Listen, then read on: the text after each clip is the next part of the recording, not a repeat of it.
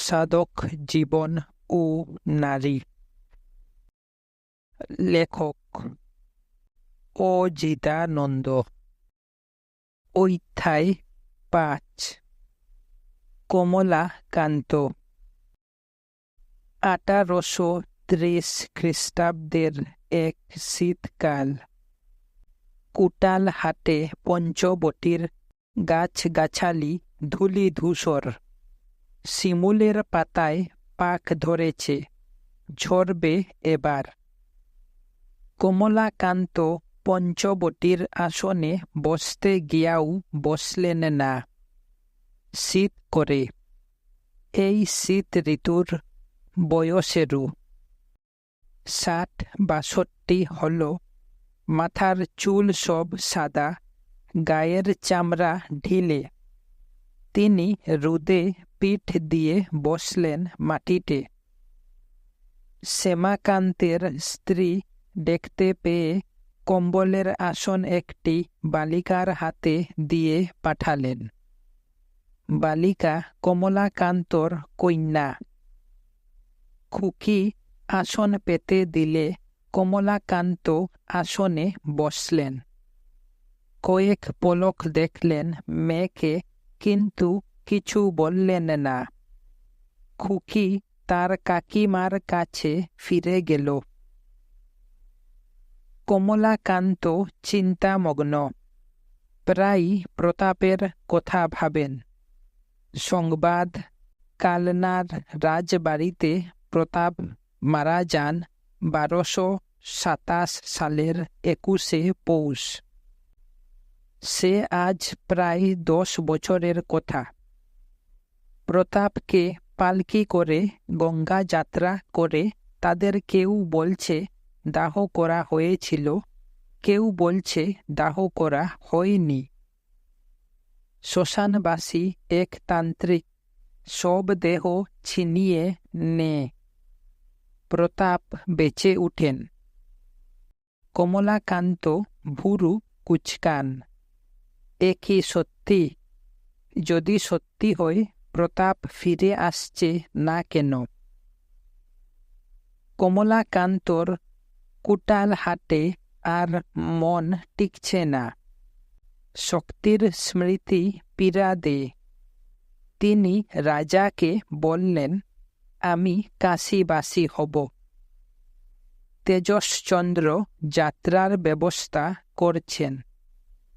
কমলাকান্ত মত পরিবর্তন করে গাইলেন, তীর্থগমন, দুঃখভ্রমণ, মন উচাটন হয়েও না রে। তবু কমলাকান্তর মন উচাটন হয়। কিছুদিন পর রাজাকে বললেন, কাশী অনেক দূর, ত্রিবেণী নিকট। আপনি ত্রিবেণী যাত্রার ব্যবস্থা করুন। মহারাজ তেজশ্চন্দ্র তার গুরুদেবের অস্থিরতা বুঝতে পেরেছেন। কর্মচারীকে নির্দেশ দিলেন ব্যবস্থা করতে। আবার কমলাকান্তর মত বদলাল। কর্মচারী নিতে এলে গাইলেন, কি গরজে গঙ্গা তীরে যাব, আমি কেলে মায়ের ছেলে হয়ে বিমাতার কি স্মরণ লব। কমলাকান্ত কোথাও গেলেন না। শক্তির স্মৃতি নিয়ে বেঁচে রইলেন। তারপর একদিন শক্তির সঙ্গে শিব মিলিত হলেন আরও এক লোকে। যেখানে স্ত্রীর চিতা সাজানো হয়েছিল, সেখানেই দাহ হল তার নশ্বর দেহ।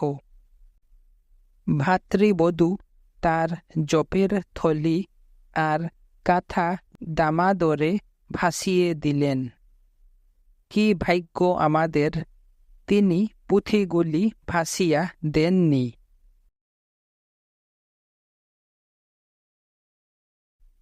অধ্যায় ১। বেমাক্ষেপা।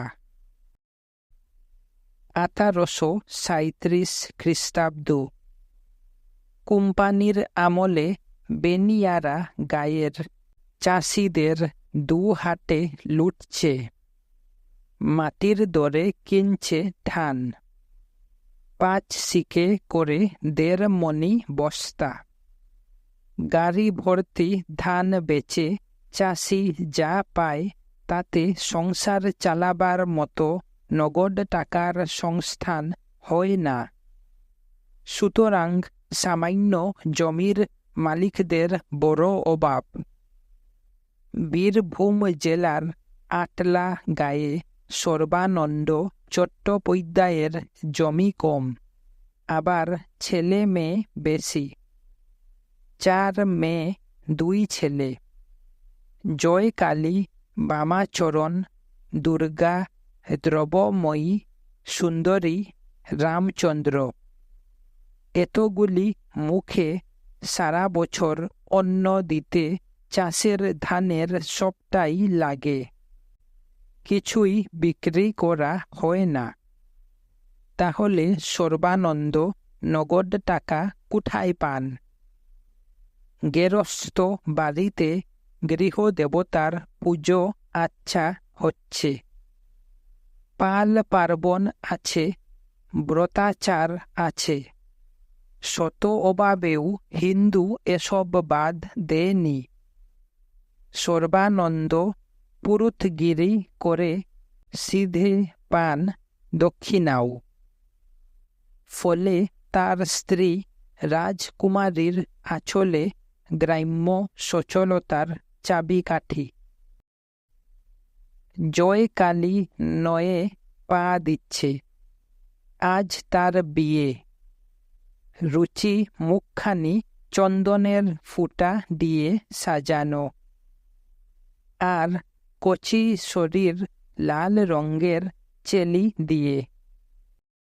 ছাদ নাতলার পাশে বসেছে বর। তিনি কিন্তু কচি নন, 50-এর কাছাকাছি বয়স মহাশয়ের। তা বামুনের ঘরে এমন বিয়ে অনেক হচ্ছে। কপালে থাকলে জয়কালী করবে স্বামীর গড়। দিদি শ্বশুর বাড়ি গেলে বামাচরণ খানিকটা কাঁদল। 7 বছরের শিশু দিদিকে ভালোবাসে, কেননা তার সঙ্গেই যা মেলামেশা। ভাই বোনেরা নুনের ভার তেলের ভার। বাম কান্দার পর পাততাড়ি নিয়ে বসল। 2 বছর হলো হাতে খড়ি হয়েছে। এখনো গণেশ আকুরি দিতে পারে না, একটু যেন হাবাগুবা। একথা কেউ বললে রাজকুমারী রাগ করেন। তার ছেলে হাবাগুবা হবে কেন? শিব চতুর্দশীর রাতে জন্মেছিল, ছেলে তার শিবের অংশ। আজ সকালে বাম আর পাঠশালা গেল না। বাড়ির উঠোনে বসে শিব গড়ছে। পেটটি করেছে সুগুল। রাজকুমারী মুগ্ধ চোখে দেখছেন ছেলের শিল্পকীর্তি। তার হাতের কাজ পনত। উঁচু গলায় স্বামীকে বললেন, দেখো গো বাম কেমন শিব গড়ছে। সর্বানন্দ বদ্রাসনের চাতালে বসে বেহালা বাজাচ্ছেন। এও এক বৃত্তি তার। গায়ে গঞ্জে পালা গানের আসর বসলে তিনি বেহালা বাজান। কিছু প্রাপ্তিযোগ ঘটে। সর্বানন্দ শিব দেখার পর স্ত্রীকে ব্যস্ত মানুষের গলায় বললেন, 2 ভাইকে ধুতি পরিয়ে দাও, বেরুব ওদের নিয়ে। কোথা গো? তারা মায়ের মন্দির। রামের বনবাস পালাগান হবে। সর্বানন্দ উঠলেন আর বললেন, ছোটটার গানের গলা আছে, মাস কতক শুনলে ও গাইতে পারবে। আর বাম, ও আর গলা মোটা। রাজকুমারী আর কিছু বললেন না। ছেলেদের মাল কুচা মেরে ধুতি পরিয়ে দিলেন। মাথার বড় বড় চুল চূড়ো করে বেঁধে দিলেন। মুখ মুছিয়ে দিলেন আঁচল দিয়ে। সর্বানন্দ ছেলেদের নিয়ে বেরুলেন। আটলা থেকে তারা মায়ের মন্দির প্রায় 1 ক্রুশ। সবটাই আলো পথে যেতে হয়। তারপর দ্বারকেশ্বর নদী। সেটা পার হতে পারলে মন্দির। নদী পারাপারের সেতু নেই। এখন শীতকাল, নদীতে জল কম। সর্বানন্দ ছেলেকে কাঁধে নিয়ে জলে নামলেন। বামাচরণ নড়াচড়া করে। সর্বানন্দ ধমক দিলেন। তখন বাম বলে, আমি মায়ের কাছে যাব। সর্বানন্দ ছেলের স্বভাব জানেন। গো ধরলে রক্ষে নেই। ভুলিয়ে ভালিয়ে নিয়ে চললেন তারা মায়ের কাছে। মন্দিরের সামনে আটচালায় পালা গানের আসর বসেছে। অধিকারী যেন সর্বানন্দর অপেক্ষায় বসেছিলেন। তিনি আসতেই গান আরম্ভ হল। একটি 10-12 বছরের ছেলে রাম সেজেছে, হাতে ধনুর্বাণ। সে কৌশলের হাত ধরে গাইছে, কান্দিস না মা গো, আবার ফিরব ঘরে, বনবাসে 14 বছর থাকার পরে। সর্বানন্দ বেহালায় ছড় টানতে টানতেই ছেলেদের বললেন, তোরাও গলা মেলা। গাইতে গাইতে বামের কি যে হল, কণ্ঠরুদ্ধ দৃষ্টি স্থির দেহ লুটিয়ে পড়ে। সর্বানন্দ ভয় পেলেন। মৃগে রোগ নাকি? এক জননী উঠে এসে বামের মুখ চোখে জল ছিটুলেন। চৈতন্য ফিরল না। তখন সর্বানন্দ বাড়িতে খবর পাঠালেন। রাজকুমারী পাগলিনী প্রায় বামকে কুলে তুলে নিলেন। বার কয়েক ডাকতে বাম মায়ের গলা জড়িয়ে ধরল। মা বললেন, কি হইয়াছিল বাবা? রামের জন্য দুঃখ? দুঃখ? হ্যাঁ মা, 14 বছর মাকে ছেড়ে কি করে থাকবে? বামাচরণ অপলক মায়ের মুখের দিকে তাকিয়ে রইল। কিশোর স্বভাবত ক্রীড়ায় আসক্ত হয়ে থাকে। বামের কিন্তু খেলায় ঝোঁক নেই। সে ঘরের কোণে অথবা আম বাগানে চুপ করে বসে থাকে। এতেই তার আনন্দ। সর্বানন্দ চিন্তিত হলেন। যে বালক শৈশবে ক্রীড়ায় আসক্ত নয়, সে কি যৌবনে তরুণীতে আসক্ত হবে? কে জানে, বামের বিয়ে দিলে ফল হয়তো ভালো হবে না। বাপের চিন্তা এক, মায়ের চিন্তা আর। রাজকুমারী তার শিবের অংশ ছেলের জন্য গৌরী আনবার কথা ভাবছেন। সুন্দরীর বিয়েটা হোক তারপর। সন্ধ্যা। দীপ জেলে রাজকুমারী আসন পেতে বসলেন। ঠোঁট দুটি নড়ে। তারা তারা। বামাচরণ বাইরের ঘরে বসেছিল। উঠে মায়ের কাছে এলো। মায়ের গা ঘেঁষে বসে, তুমি যে এত তাড়া তাড়া করো, তারা কি শুনতে পায়? পায় বই কি বাবা। রাজকুমারী ছেলের মাথায় হাত রাখলেন। প্রাণ ভরে ডাকলে নিশ্চয় শুনতে পায়। রাজকুমারীর গলায় প্রত্যয়ের স্বর। বামাচরণ বিশ্বাস করল মায়ের কথা। বলল, ঠিক আছে, আমি প্রাণ ভরে ডাকব। বামাচরণ মাটি দিয়ে কালি গড়ছে। জলে ফুসি গুলে রং করল কালো। ঠুটে জিবে দিল আলতা পাতার লাল রং। তারপর সন্ধ্যা হলে মায়ের মতো ডাকতে থাকে, তারা তারা। সাঁঝ ফুরিয়েছে। রাজকুমারী নাম গান শেষ করে হেসেলে ঢুকলেন। বাম কিন্তু তার স্বরে ডেকে যায়, তারা তারা। আরও এক দৃষ্টিতে কালীর দিকে চেয়ে থাকে। এত ডাকছে, তবু কালী সাড়া দিচ্ছে না। রাজকুমারী হেসেলে থেকে উঠে এলেন।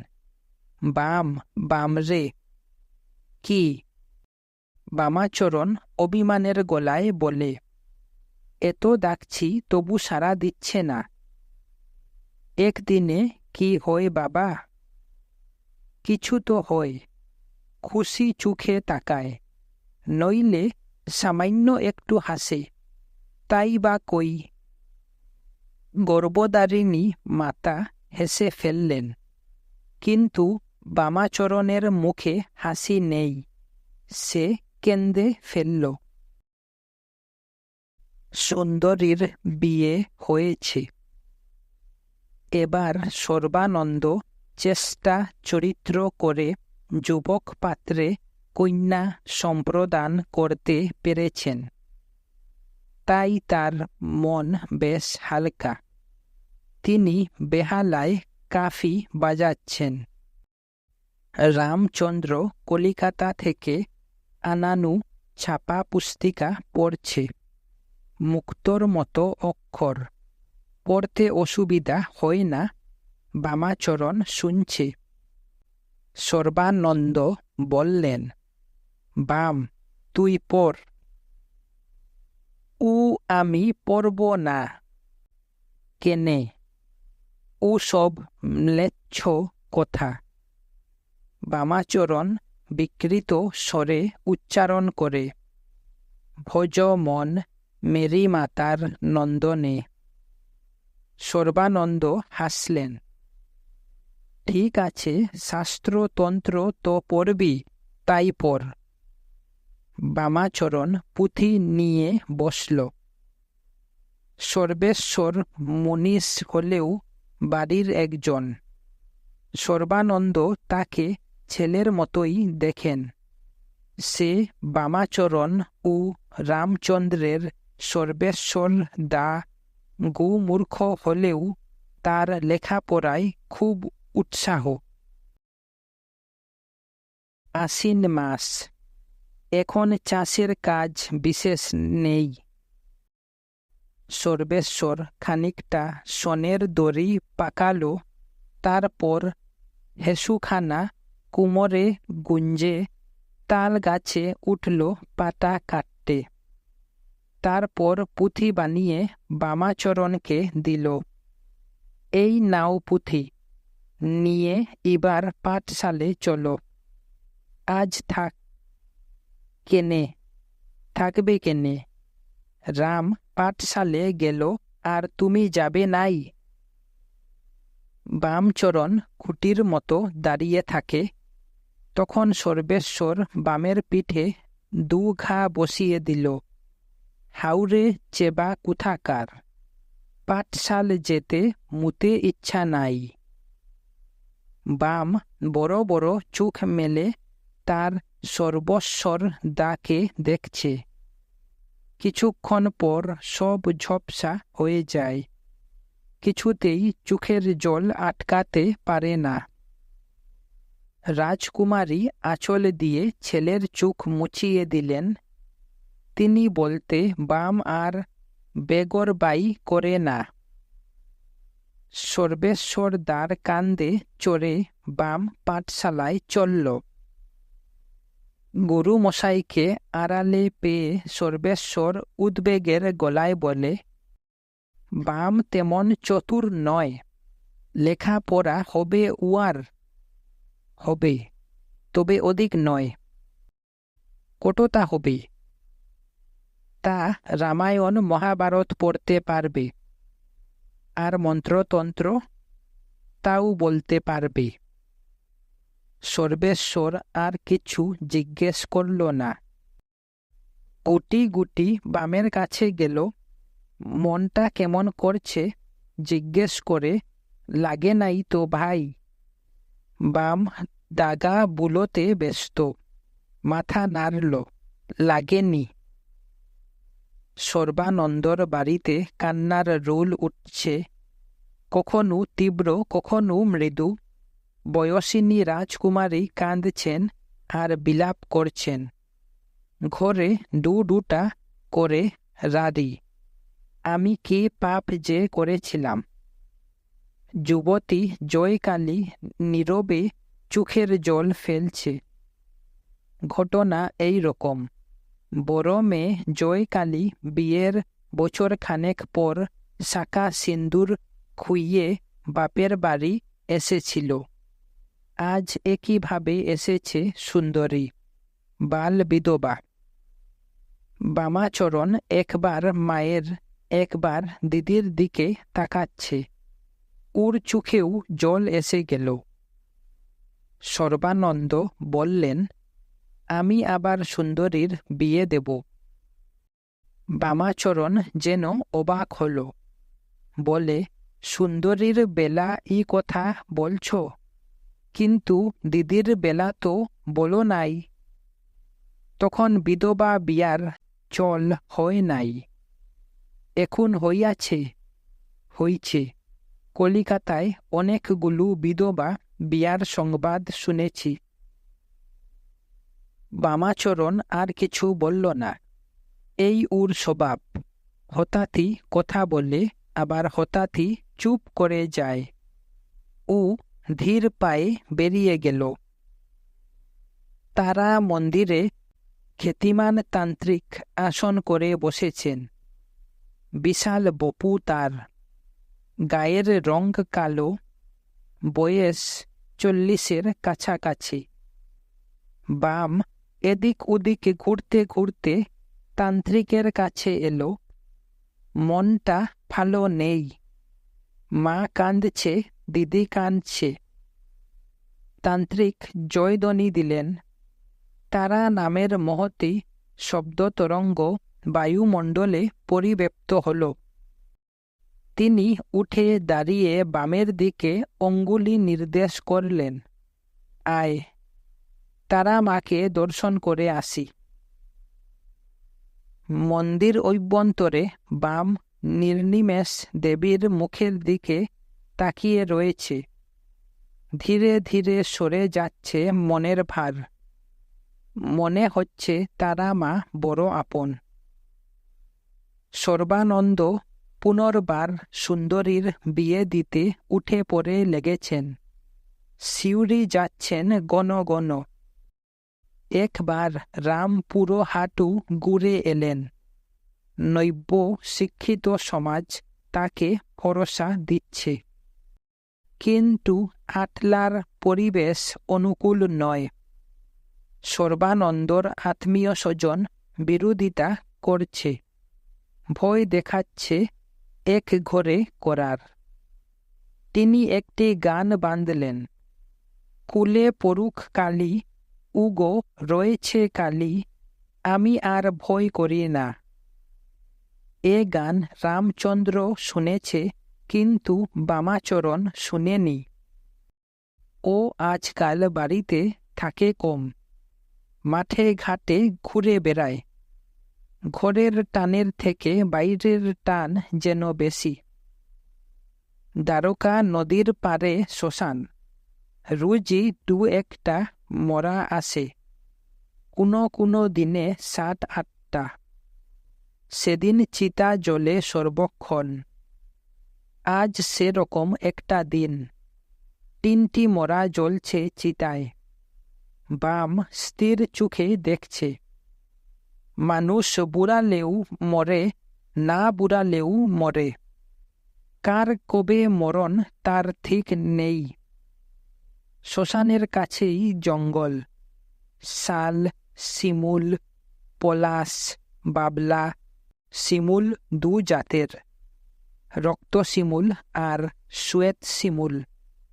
একটার ফুল গাঢ় লাল, আরও একটার ফিকে। শ্বেত শিমুল বিরল। একটি শ্বেত শিমুলের তলায় সেই তান্ত্রিক বসে রয়েছেন। বামাচরণ ধীর পায়ে এসে তান্ত্রিককে প্রণাম করল। বাবা, আপনি এখানে? হ্যাঁ, এখানে। কেনে জানিস? না।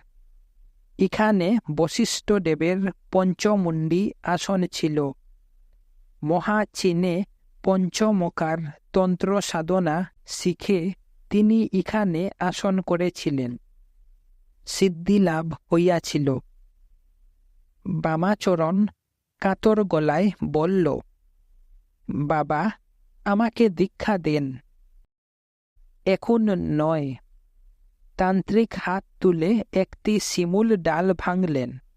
নে, ঘরে রাখবি। যখন ডাল শুকায় কাঠি হবে, তখন বুঝবি সময় হইয়াছে। এখানে আসবি, গুরুর দর্শন পাবি। বাম বাড়ি ফিরল অপরাহ্ন বেলায়। বেরিয়েছিল সকালে। রাজকুমারী জিজ্ঞেস করলেন, খেয়েছিস? হ্যাঁ, ভোগ খেয়েছি। বাবা কোথা? ঘরে। সুন্দরীর বিয়া ঠিক হইয়াছে? রাজকুমারী মাথা নাড়লেন।